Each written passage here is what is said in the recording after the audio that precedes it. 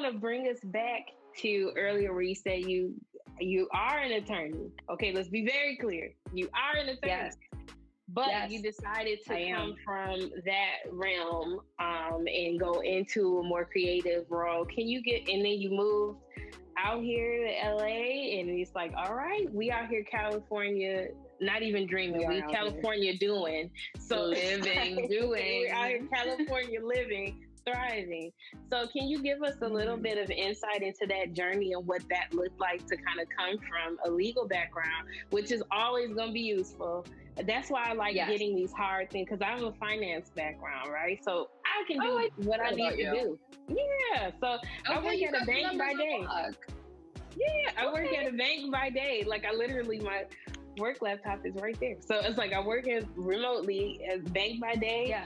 And then all my creative aspirations when I clock out for that. Oh, I hear that. It's side hustle mania. And that's so relevant to the story you're asking me to share. So I am born and raised in Ohio. I went to undergrad and law school in Ohio, passed the Ohio bar, and started working in private practice in Ohio. Yes. I failed the first time though. This stuff is not easy, okay? Girl, it's not the same thing. I failed my first driver's test. Not the same thing, but sometimes you gotta get it wrong to get it right. It's okay. And I did, and that's a part of my journey. Absolutely. So I went into private practice, and I was asked to conform and code switch at unprecedented levels. And I couldn't do it. I don't want to say I couldn't hack it. I loved the skills and the education. I loved being a lawyer. I loved litigating. I loved the courtroom. And I believe that I would have been an excellent trial attorney in some other lifetime.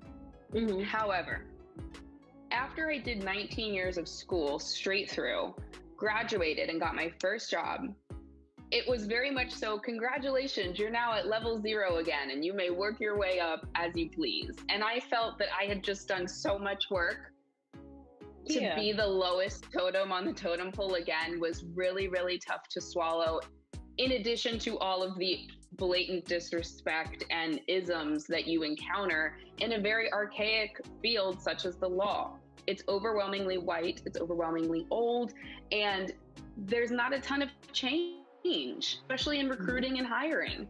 So I was not even encouraged, I would say required to assimilate into a very antiquated culture that did not want me there. Yeah. And I was faced with a decision. Am I going to be the change that I want to see from the inside? You know, so many people have said to me, but you're a Black woman and you made it in and you have the credentials. You're in there. Use the power you have for good. And that was a huge burden on my shoulders that I felt that I had to. And it wasn't until I decided to prioritize myself and my own joy and my own life that I said, this is not for me. Practicing law is not it.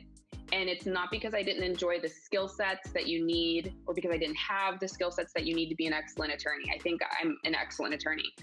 I'm just not going to put up with blatant disrespect on a day-to-day basis. I mean, Briana, I was crying every day for weeks because of the treatment.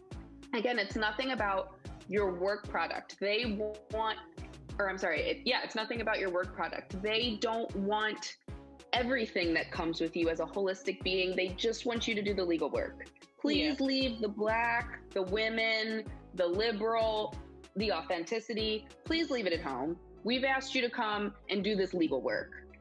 And I just couldn't be another cog in the wheel. I'm special. I'm unique. And I have so many talents to me that are not just legal skills. And I wanted to be in a profession or a money-making situation where all facets of me are relevant and valued in the job, not just my legal training, because I am so much more than that.